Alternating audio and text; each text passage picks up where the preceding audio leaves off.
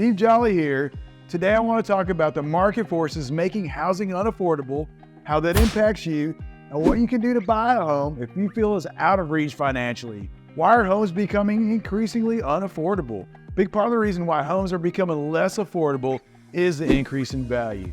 And since the pandemic, prices have risen on average 39.7% across the U.S. And in hot markets like Nashville, they've seen price growth as high as 44% since that time. And on top of the pandemic-fueled appreciation, prices already have been on the rise.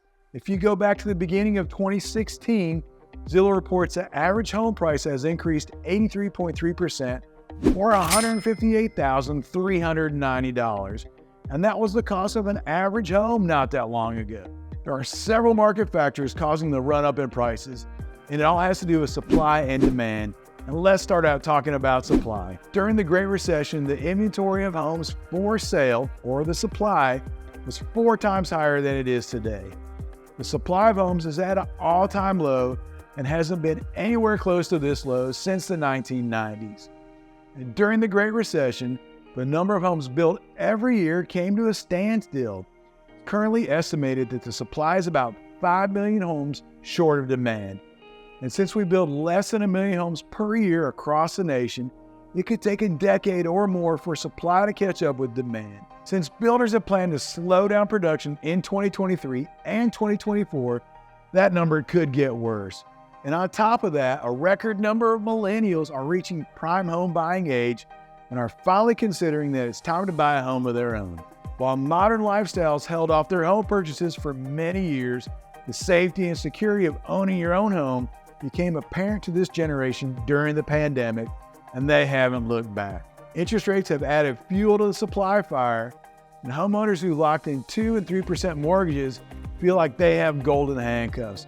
They're not willing to trade in their low interest rate mortgages and buy their next home until rates come down closer to 5%.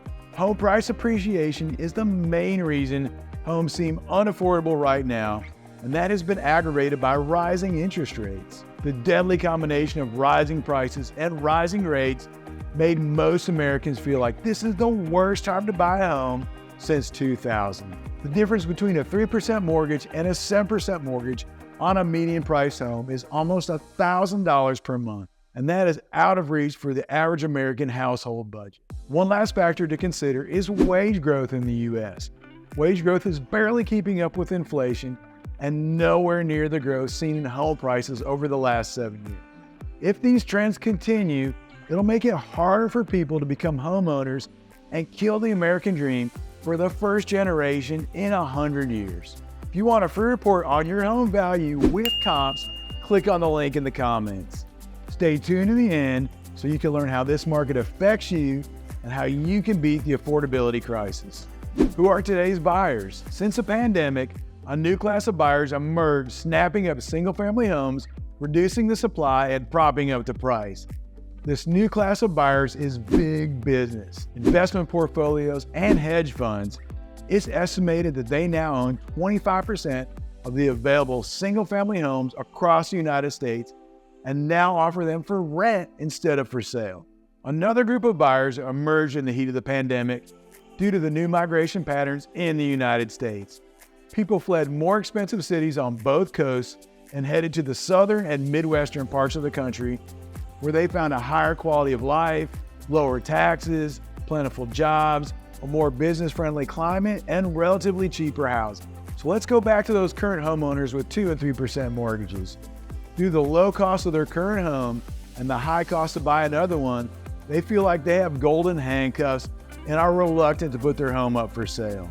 This adds to the low supply, props up prices, and makes it harder for buyers to find the home of their dreams, keeping many first-time buyers locked into the rental market and making demand strong for rentals and keeping the monthly rent high too. It's a perfect storm of all these factors that is making the market affordable for you and almost everyone. One of the ways to combat the affordability crisis is to utilize low down payment loans to make the entry into the housing market a little bit easier on the wallet. However, that comes with risks of its own. If your equity is only a few percent over the value of the home and prices don't rise, you may not be able to sell your home without paying cash at closing due to the commissions and closing costs associated with the sale of the home. And this is why it is imperative that you plan to live in a home for at least 5 years or more when you are utilizing one of these loans. If you need a trusted agent anywhere in the country, click on the link in the comments. Now, it's not all bad news.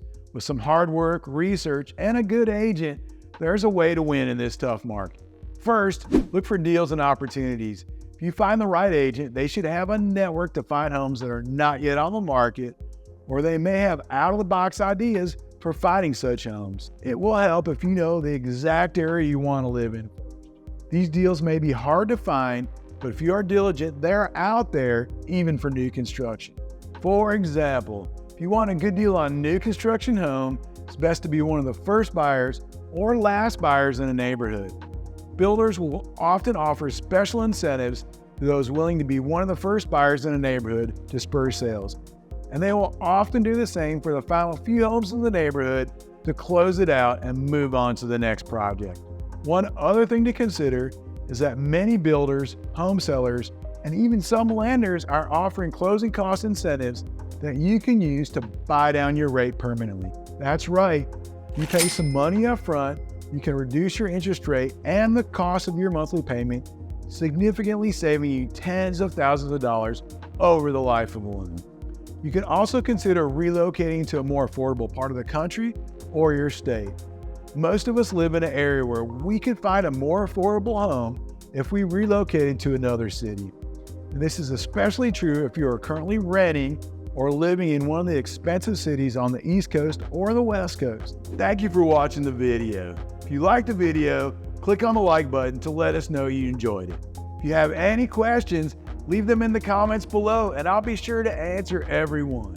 Make sure you hit the subscribe button and click the bell so you never miss an episode.